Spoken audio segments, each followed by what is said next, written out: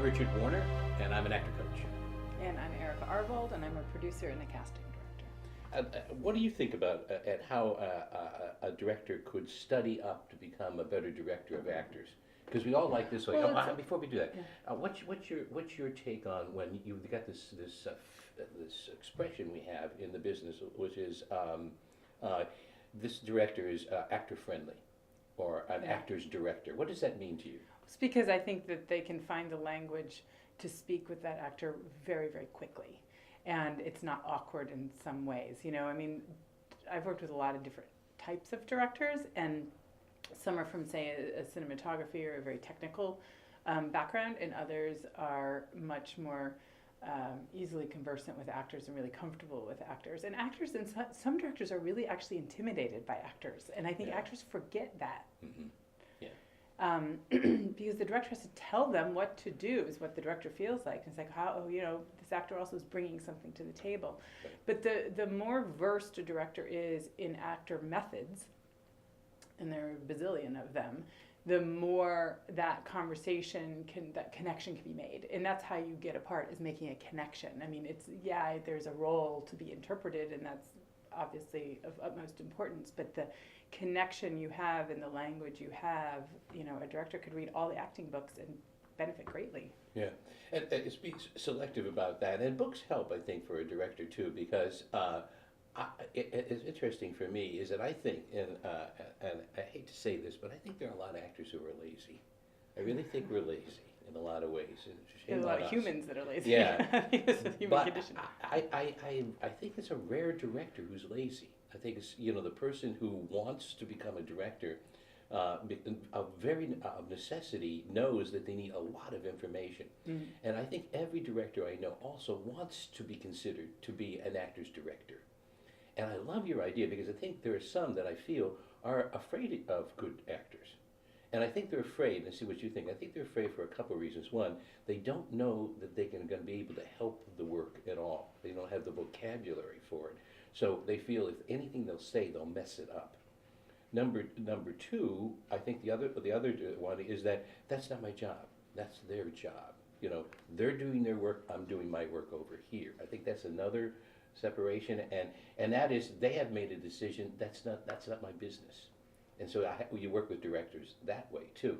Do you know others? I think those are the two I know. I think so. I mean, in the casting process, I have a conversation with the director usually before the actor comes in, and the more I know about that actor's process, I can then share with the room of producers and directors if they're wanting to hear it. So then, that kind of transition of figuring out what language, we're a little bit ahead of the game and whatnot. But some directors just are, innate and pick it up because they know so much about the craft of acting.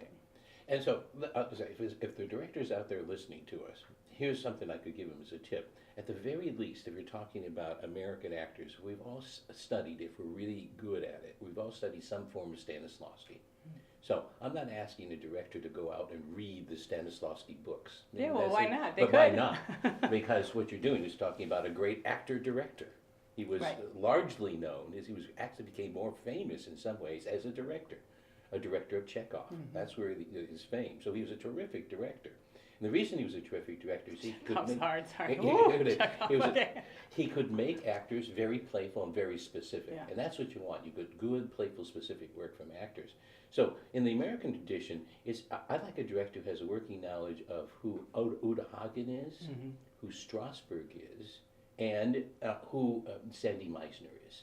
Those three alone, a study of those three, are because actors are amalgams of that. Mm-hmm. And briefly, what it is for me is that what is at the heart of Hagen's work, Uta Hagen's work, a wonderful, wonderful master trainer with that wonderful book, A Challenge for the Actor. If you read that book, you'll see that she has exercises where what an actor is supposed to do is attach themselves to objects. And by objects are physical objects, but also what the Stanislavski calls objectives. And those two she interrelates. I don't want to go into it in detail. But if you have a Hagen actor and you're directing them, they're very tactile. They love objects, and they know how to use them very well. So if you can actually give them behavior with objects, they're in the groove. All right? So that's what a Hagen actor can do for you.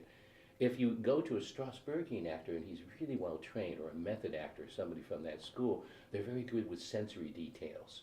They're imagistic actors. They're imaginative that way. So it's about appealing to their senses in some way, shape, or form. You know, some actors. I remember working with an actor. His name was Steve Joyce, and a wonderful, wonderful actor. And he had olfactory sense, the sense of aromas that were unbelievable. He could do character work just on the smell of cologne. I saw him do a Brecht, and what he did is he had a particular cigar, and it was the smell of the cigar that allowed him to do what he needed to do in this really sort of interesting, tough Brechtian role, sort of doing him now in some ways. Yeah. But I asked, Steve, what are you doing? He went, it's the smell of the cigar, it's doing it for me.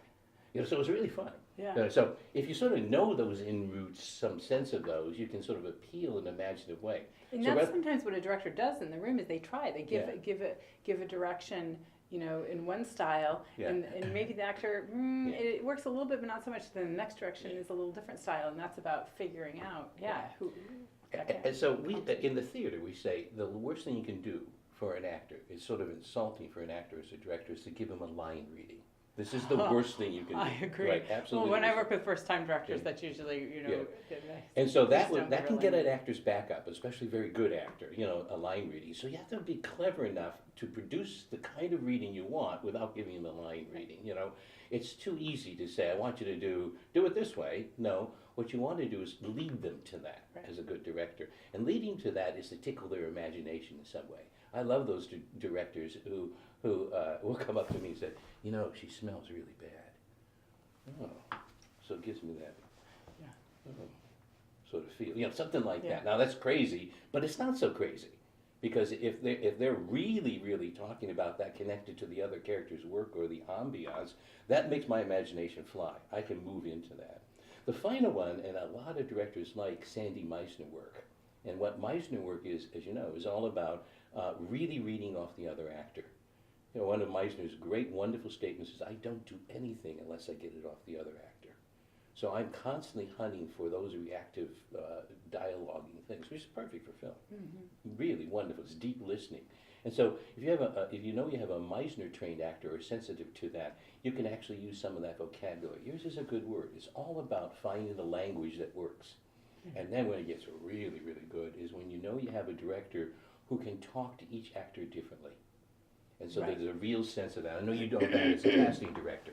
Yeah, well, it's fun. It's so fun when you get, you know, a day's audition session and you see this director working every which way depending on the person walking in. Yeah. I mean, I learned so much about directing because I'm there watching, just witnessing, and it's really exciting.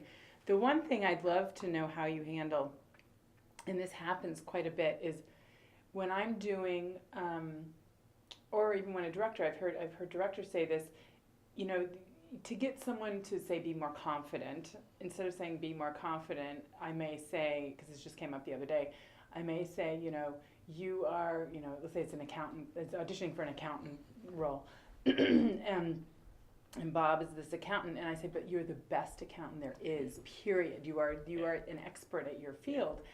And it's actually completely not truthful in the story, right? It's just to get the performance from the actor. So how do you figure out, like, if a director gives that note to you in the room, you just go with it, right? That's absolutely. I mean, when you're on the set, is it any different? No, not at all. It would be, they're absolutely equivalent in the sense of how it will spark my imagination. You know, think about it, that's such a wonderful direction, because in fact, what you're doing now is you're saying, what you're saying is, I need to get this actor more confident. Right. So I'm going to give him a character choice. The first good thing about that is you're giving them a character choice. You're not saying to them. So what do you do when you say to somebody, you got to be more confident? All sorts of alarms go off, right? But if you say something in character that, you know, I think this is the best accountant that ever lived, then that sparks my imagination, because if I'm any good, if I have talent, I'm going, what does that mean? I'm translating in milliseconds, which is, what is the best accountant? Well, one who's meticulous, one who's caring, you know. I start to define that, and start to blend that. And I think that with who I am and what I'm trying to do. It also does this, and I had a great master teacher said this, and it was one of the best things. He would say to you constantly, he had a voice like this. He had Camel cigarettes. He smoked them 2 packs a day, drank a lot of vodka. And he'd go, Dickie, get off of yourself and get into the other actor. And that's a beautiful piece of advice. Off of myself. The self-consciousness is, I'm not confident here. I don't know how to do this. I'm struggling. If I can start to interest myself in the character, which is my job, and the character is confident, I can play that. It's interesting. Yeah. You know, this is what's So wonderful. what if a director told you that? But tell you Or what. told an actor that? Told Get me. off of yourself into that character. It was how they said it. You know, it's Okay. how they said it. You know, it was different with this guy, but you could say that in a really wonderful, kind way, which is, who's that character? You know, talking about Right. the character, moving it toward the character. So the director's tip here is that if you really see an actor who's self-conscious or lacking in confidence, is how can you engage them in the character kind of way? How can you lead them out? Because that's good information for you. Right. Very good information for you. So as far as books go, the study of, getting back around, the study of Strasberg and who he is and how he taught. And you know, the studio, one of the marvelous things about the studio was a mixture of great directors and actors together. They were studying together on a particular problem. And I think this a lot. You, at the upper reaches, does this make sense to you? There's no division of the artistry. There's so often what we do is there are directors over here and there's a director's camp and an actors over here. But I think the further up you get, the more you realize it's just artists together. Isn't that not true? 100% true. Yeah, that there's no different, I don't know why. It's just about the work. It's just about the work. Everyone has their own Yeah. little thing, but it's like, you know, I don't know, even as mundane as a factory and people are putting this on a car and that on a car and that on a car. Yes. And you're all just putting pieces together. And without one of those pieces, something's missing. So I think the perception sometimes of an actor might be, whoa, that's a director. They're really, really, really important. And of course they're really important. And guess what? The actor's really, really, really important too. Absolutely, in the factor of it. So I think one of the most insidious, I'll use that word, but something we need to really reflect on as trainers is why are we separating out the training of a director from the training of an actor? Now there are good reasons for that because there's so much that a director needs to know technically and all that, that's a preoccupation in training. But why are we doing that? We're all doing the same thing. You know, we're all working on the same project. And a good casting director, and why people like working with you, very frankly, is that you know a lot about actors. You know a whole bunch about us and how we work. And we also know this, and this is an important thing about a good casting director and a good director, that an actor intuitively knows when that director or casting director is trying to help them, is trying to relax them. So you can even say something that's not particularly productive, but if the important message, the subtextual message is, I'm trying to help you here, I'm trying to get better work out of you here, even that will help somebody, you know. And there's all sorts of ways of doing that. You can see it on wonderful sets. If I can use the great master actor-director Steven Spielberg. What Steven Spielberg does is he knows even when he talks about takes, how many takes, what he's actually saying when he says to do another one is that's good work, but I bet you there's something better there. And really, as you keep searching for it, that magical moment when everyone knows that we can go on. That magical moment is grounded in good sensitivity to what the actor's doing. And I think that happens in the audition room a lot. And even if no one's in the room other than me, we'll go through just auditions, you know, and say I do 3 or 4 takes. I'd say 99.9% of the time, it's that final take that I actually put on the tape that I'm sending to the writer, producer, director, whomever. And and I think it's important that an actor remembers what that last take was. And sometimes I say, excuse me, an actor, it's really important for them to know what that take was because a lot of times, and sometimes with newer actors, I'll actually say, remember that one, that's the one I'm using. And that's my subtext when I say that's the one I'm using is for them to go, oh yeah, that's the kind of level that at least in my casting director, you know, as a casting director, I know kind of maybe the starting point for what the director wants. So if they come in at that level to start as a director session, then they can play and expand it and whatnot, because my job is a little preliminary to that directing that you're talking about. Wow, that's nice to know too, because there is really a sense then we're meeting on the same playing field or in the same sandbox to do that. So And sort of in summary, a tip that I think I would give a director, and I bet you have a couple, as far as knowing a little bit more about what it is to be an actor's director, would be talk to some actors and ask them, you know, over a beer or a cup of coffee, about the books they've read, what books that they've influenced them. Start making your own list of those.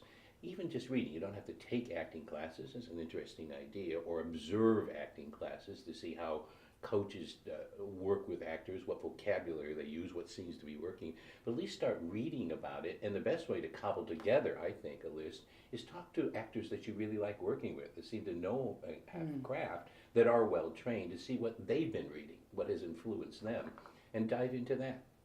I think so, and I think then the other, I know the books and learning acting, but then knowing the script or the work you are working on so well, so that when an actor has a question, and a director may have a question of an actor, to say, what do you think about this character? What do you think that is? And you know, the director hopefully has done their homework to know that. But I think in the luxury of working on some major films with some talented, top-notch directors, they ask questions of their actors, and it's really nice because there's such a respect for the actor's work and preparation that's gone in, that then it's this dialogue. Absolutely right, and knowing the script well means knowing it in human terms, and that's when the director really has helped my work, that they understand why my character's doing what they're doing, or have some ideas on that. But then you take an extension, which is, here are my ideas about what the characters do, they match yours. Right. And then usually, isn't it, it's an amalgam of both. Exactly. Yeah, a cooperation of both. Yeah. So, an actor's director. Thanks for joining our conversation. If you have any comments on this, or would like us to continue this conversation, or if we've missed something that you're curious about, please contact us. We'd love to hear from you. Keep this conversation going. So, start reading. That's our tip. Start finding out what it is, what you can do to make yourself a better actor-director.